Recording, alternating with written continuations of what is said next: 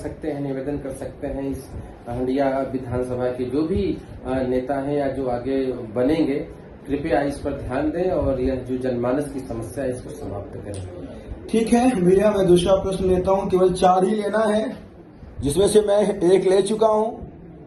आध्यात्म क्या है?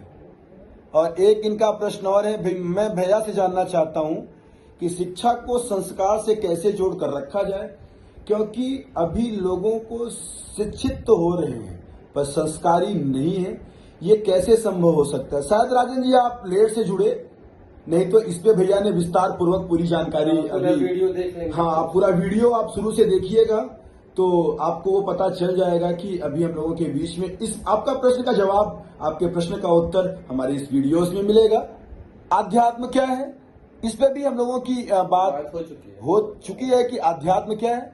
मैं निश्चित ही आपसे आशा करूंगा कि आप उसको पढ़ेंगे, उसको देखेंगे वीडियोस को जब, तो आपको ये भी पता चल जाएगा। दोस्तों, बहुत ज्यादा समय नहीं है और मैं आप सभी को बहुत बहुत धन्यवाद करता हूं।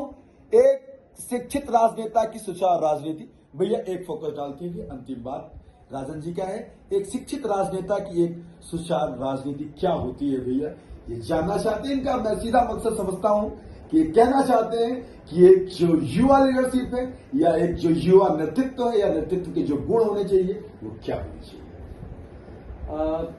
देखिए, अगर आप देखें तो कई राज्यों में अलग अलग मुख्यमंत्री हैं और आप देखेंगे तो बड़े अंतर आते हैं। बिल्कुल। तो जैसा कि आपका प्रश्न है कि एक शिक्षित जो नेता होगा उसका कार्य सुचारू रूप से कैसे होगा, हम थोड़ा सा मैं बहुत ज्यादा न ले जाकर के, समय अभाव भी है, हम लोगों ने नायक मूवी देखी है। हाँ, नायक। अगर आप उसको जरा सा देखें तो वो यही है कि एक पढ़ा लिखा, और उसके अलावा मुझे उस मूवी का नाम तो नहीं याद है, एक नया हीरो अभी मैं बता सकता हूँ, अभी तो मुझे नहीं रिमाइंड है, और तमाम और ऐसी मूवीज बनी हैं जिसको कि यही दिखाया गया है कि जब एक पढ़ा लिखा राजनेता बनेगा तो जो ब्यूरोक्रेसी और जो हमारे एग्जीक्यूटिव्स में डिफरेंस है वो दोनों का काम कर लेता है। क्योंकि अगर आप देखिए तो जरूरी नहीं कि जो पॉलिटिकल लीडर है वो बहुत एजुकेटेड है, तो वो टोटली डिपेंड हो जाता है हमारे ब्यूरोक्रेसीज पे, जो हमारे ऑफिसर्स कहते हैं, अधिकारियों के ऊपर डिपेंड है। लेकिन अगर कोई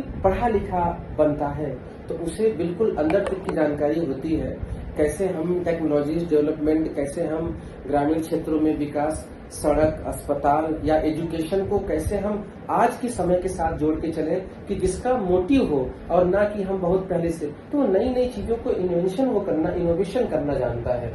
वो अगर जानेगा तो टेक्नोलॉजीज का उपयोग और अपने सभी क्षेत्रों में सुधार, चाहे वो शिक्षा हो, चाहे सड़क हो, या हमारे देश को किस पटल पे चलना चाहिए, हमारे राज्य को किस पटल पे चलना चाहिए, नई नई चीजों को जानकारी लेकर के बहुत सारी इम्प्लीमेंट करके, और आपके सामने एग्जाम्पल रहा है, हम बहुत किसी राजनेता का नाम यहाँ नहीं ले सकते किसी पार्टी का, लेकिन अगर आप बहुत गहराई में जाएंगे तो हमारे सामने बहुत ऐसे उदाहरण हमारी सक्रिय राजनीति में है कि अगर वो लीडर एजुकेटेड है तो उसका इम्पैक्ट हमारी सोसाइटी पे पड़ता है, बिल्कुल पड़ता है, और पड़ा भी है जी।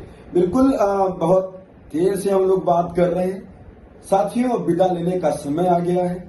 आप लोगों का प्यार, आप लोगों का सहयोग बराबर मिल रहा है। एक निवेदन है, इस वीडियोस को वायरल कर दीजिए, ज्यादा से ज्यादा लोगों के बीच में पहुंचा दीजिए इस युवा आवाज को, क्योंकि जितने लोगों के पास ये वीडियोस जाएगी उनको मार्गदर्शित करने का काम किया करेगी। दोस्तों, आप सभी का बहुत बहुत धन्यवाद। इन्हीं सब शब्दों के साथ मैं और मनीष भैया आप सभी को धन्यवाद देते हैं और आप सभी को प्रणाम करते हुए अपनी बातों को विराम देते हैं।